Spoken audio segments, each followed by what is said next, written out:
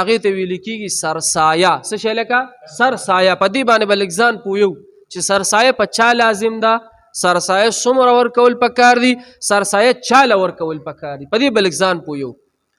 سرسایه ویل کېږي څه ته؟ په عربۍ کې ورته ویل کېږي صدقة الفطر.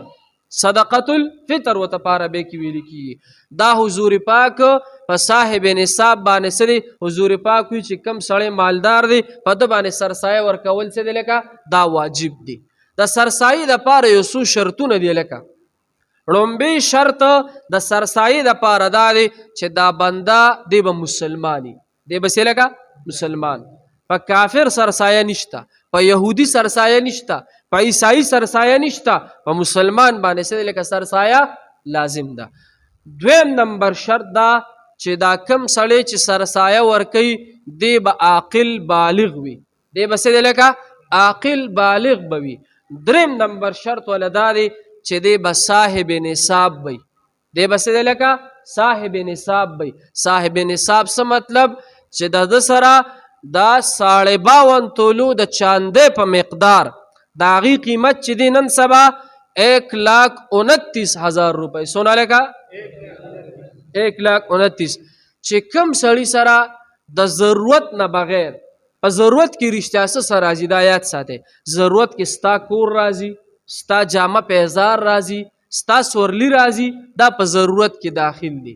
د دې نه ما سیوا که د یو کس سره 1,29,000 روپۍ یا د هغې په مقدار د هغه تجارت دی، یا د هغې په مقدار د هغه دکان دی، یا د هغې په مقدار د هغه پلاټ دی، یا د هغې نه زیات دی، یا د سره کالی کور کې پروت دی د ضرورت نه بغیر، یا هر هغه شیز چې د ضرورت نه خالی او 1,29,000 روپو ته د هغې قیمت رسیږي، نو دا سړی به څه دی لکه سرسایه به ورکوي.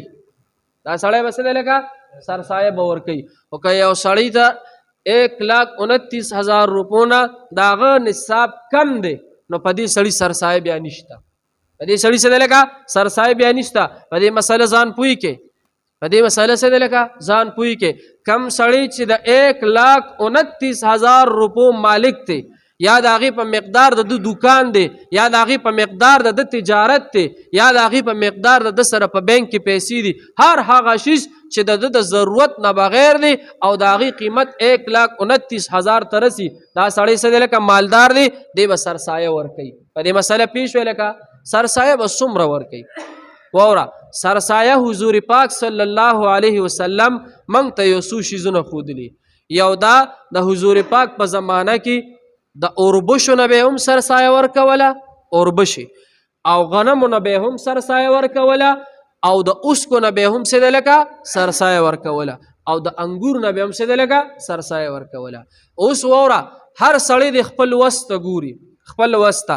که د چا وس کېږي چې زه د غنمو په مقدار سره سرسایه ورکمه، نو په باندې لکه 2 کیلو غنم، په باندې 2 کیلو غنم. که څوک وایي چې لکه د کجورو په اندازې سره، نو بیا د هغې قیمت څه دی لکه هغه اوچتېږي.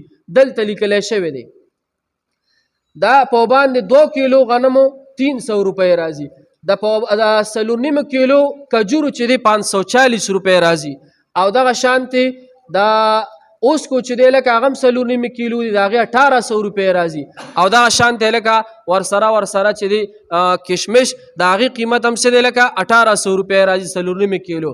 نو موږ او تاسو د خپل ځان ته ګورو. سرسایې مطلب دا دی د سر صدقه، چې د چا د سر قیمت او د سر صدقه څومره د هغې په مقدار سره څه دی لکه ورکي. غریب سړی د 300 ورکي، مالدار سړی څه دی لکه هغه د 540 ورکي، د هغې نه زیات مالداره چې دی هغه د 1300 ورکي. نن سبا شي خطا دی، مالدار هم 300 ورکوي او غریب هم 300 ورکوي. نه، دا 300 دا د هغې چا دپاره ده چې کوم سړي د 1,29,000 روپو به صرف مالک دی، یا دومره سره پیسې دي، او چې یو سړی د کروڑونو مالک دی نو هغه به هم 300 ورکوي. نه، هغه دپاره 13,500 ده یا 1300 ده، یا هغه دپاره څه دی لکه 540 ده.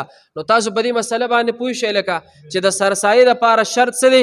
عاقل به وي، مسلمان به وي، بالغ به وي، او صاحب د نصاب به وي. تاسو ته مو ویل چې 1,29,000 روپۍ چې چا سره وي، یا د هغې په مقدار تجارتي، یا د هغې په مقدار د هغه کاروباري، دا سړی به څه دی لکه سرسایه به ورکوي که د چا په ذهن کې د چا څه سوال وي د دې مطابق نو رانه وکړي چې په دې مسله څه دی لکه پوهې کما تاسو په پوه شئ لکه په دې مسله باندې